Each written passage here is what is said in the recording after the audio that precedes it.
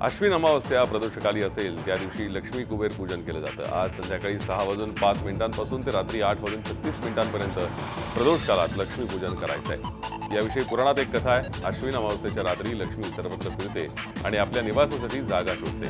जिथे स्वच्छता, सौंदर्य, रसिकता, उद्योगप्रियता असेल तिथे ती आकर्षित होते। तसंच ज्या घरात चारित्र्यवान, कर्तव्यदक्ष, धर्मनिष्ठ, संयमी, सदाचारी, क्षमाशील माणसं राहतात तिथे वास्तव्य करते। चांगल्या मार्गाने मिळवलेल्या आणि चांगल्या मार्गाने खर्च होणाऱ्या पैशालाच लक्ष्मी म्हणतात। शीखांची दक्षिण काशी असलेल्या नांदेडमधील सचखंड गुरुद्वारात तख्त स्नानानं दिवाळीला सुरुवात झाली। गोदावरी नदीतील पाण्यानं गुरुद्वाराला स्नान घालण्याची प्रथा आहे। गुरुद्वारातील मुख्य जथ्थेदार बाबा कुलवंत सिंगजी महाराज हे घागरिया सिंगला घागर देऊन गोदावरीतून जल आणण्याचे आदेश देतात। नदी घाटावर पाण्याची पूजा आणि अरदास करून घागरिया सिंग पहिली घागर भरून पाणी गुरुद्वारात आणतात। त्यानंतर हजारो भाविक पवित्र गोदावरी नदीतील पाण्यानं गुरुद्वाराची साफसफाई करतात। त्यानंतर 4 दिवस विविध कार्यक्रमांचं आयोजन होतं। 300 वर्षापासून सुरू असलेल्या परंपरेला देशविदेशातून शीख भाविक मोठ्या संख्येनं नांदेडमध्ये दाखल होतात। झी 24 तासनं सुरू केलेल्या प्रदूषणमुक्त दिवाळी या विशेष अभियानाला आता गावागावातून प्रतिसाद मिळतोय। परभणी जिल्ह्यातल्या माथला या गावानं प्रदूषणमुक्त दिवाळी साजरी करण्याचा संकल्प केला आहे। हा संकल्प केवळ 1 वर्षासाठी नसून आगामी काळातही फटाके फोडणार नसल्याचं गावकऱ्यांनी सांगितलंय। माथला गावात रांगोळ्यांच्या पायघड्या आणि दिवे लावून दीपोत्सव साजरा करण्यात आला। झी 24 तासनं सुरू केलेल्या प्रदूषणमुक्त दिवाळी या अभियानातून प्रेरणा घेत माथला ग्रामस्थांनी हा निर्णय घेतलाय। महाल परिवार आणि संती गणेशोत्सव मंडळातर्फे नागपुरात दिवाळी पहाट या संगीतमय कार्यक्रमाचं आयोजन करण्यात आलं। बडकस चौक परिसरात पार पडलेल्या या कार्यक्रमाला केंद्रीय रस्ते आणि वाहतूक मंत्री नितीन गडकरी उपस्थित होते। संगीत कला अकादमीच्या कलाकारांनी दिवाळीच्या पावन पर्वावर शास्त्रीय मराठी तसंच हिंदी गीतांचा बहारदार नजराणा पेश केला।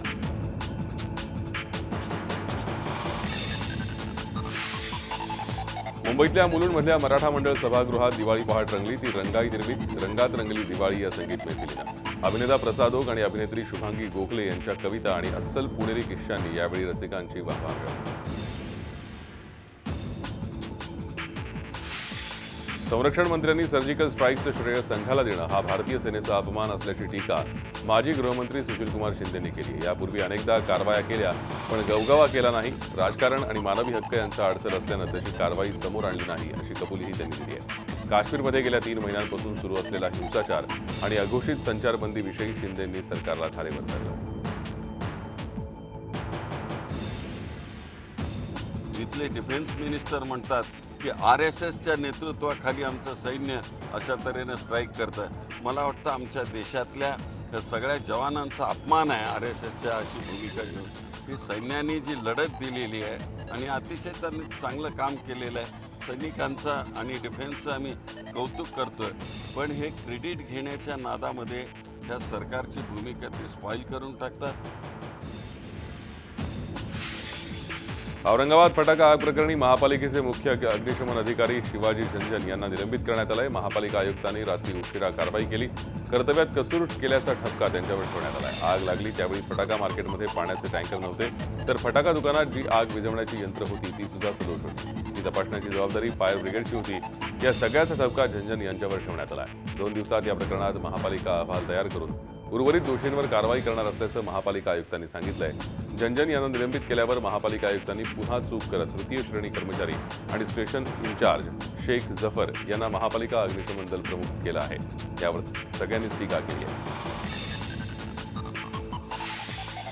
औरंगाबादच्या फटाका मार्केटमध्ये लागलेल्या आगीत ज्या व्यापाऱ्यांचं नुकसान झालंय त्यांना महापालिका प्रत्येकी 1 लाखाची मदत करणार आहे। महापालिकेनं मदत करण्यात येणार असल्याचं सांगितलं होतं। त्यावर आर्थिक मदत जाहीर करण्यात आली आहे, तर महापालिकेकडून मुख्यमंत्र्यांना पत्र पाठवण्यात आलंय आणि मदत करण्याची विनंती करण्यात आली आहे। दरम्यान आग लागली त्या ठिकाणी पंचनामे करण्याचं काम सुरू आहे। ज्या गाड्या जळून खाक झाल्यात त्या गाड्यांचे पंचनामे RTO आणि पोलीस करतायत।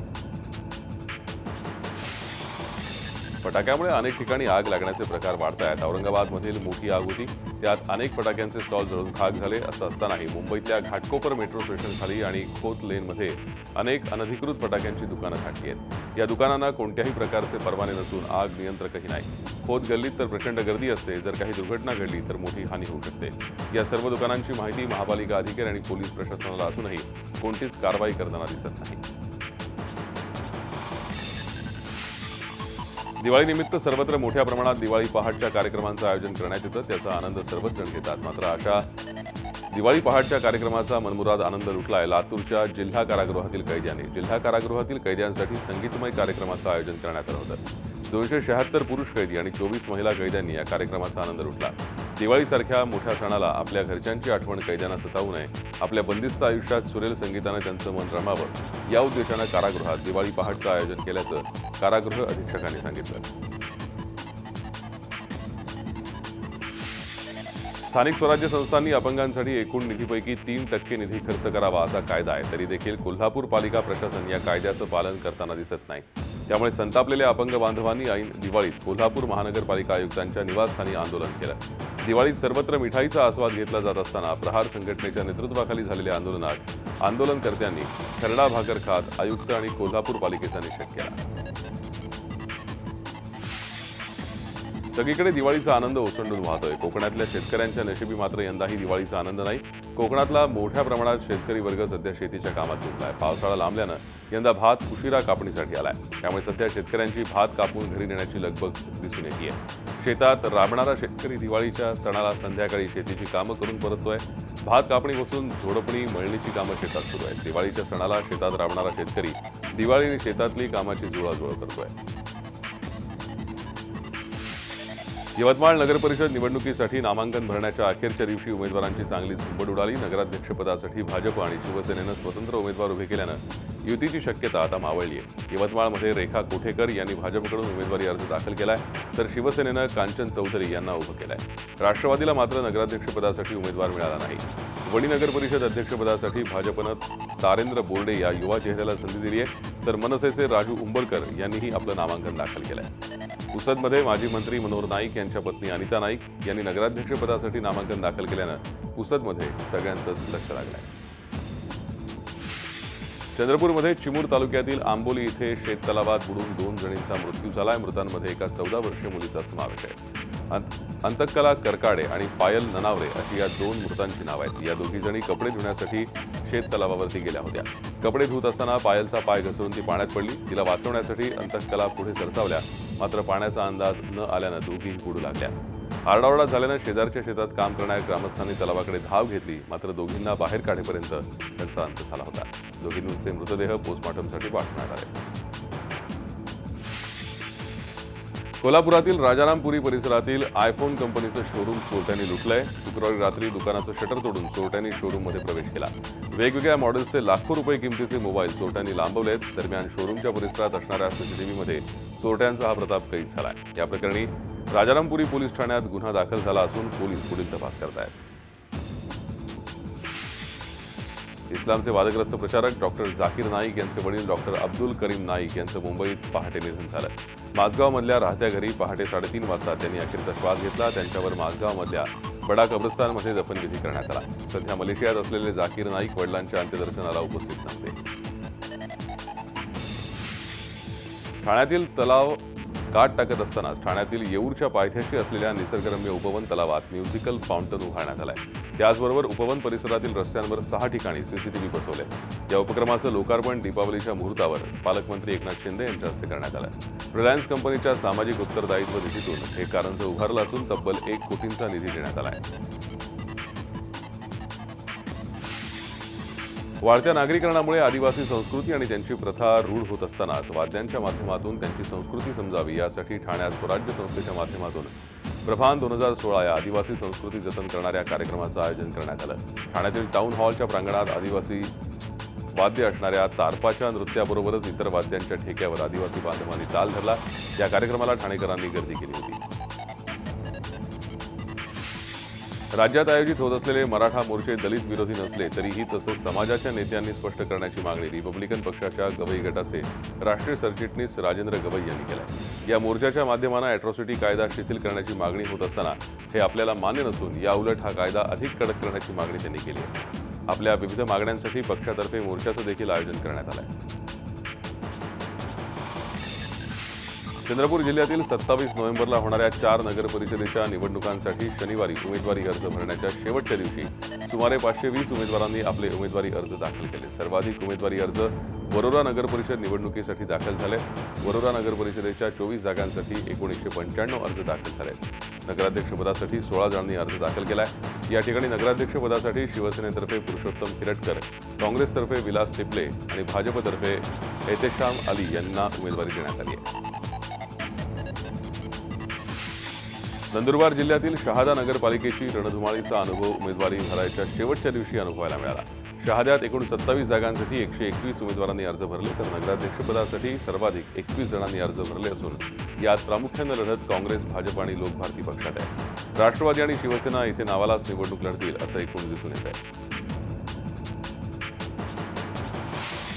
पालघर जिल्हा परिषद आणि नगर परिषद मधील कंत्राटी कामगारांनी पगार मिळावा यासाठी आंदोलन केलं। त्यामुळे ऐन दिवाळीत कामगारांना आपल्या पगारासाठी संघर्ष करावा लागला।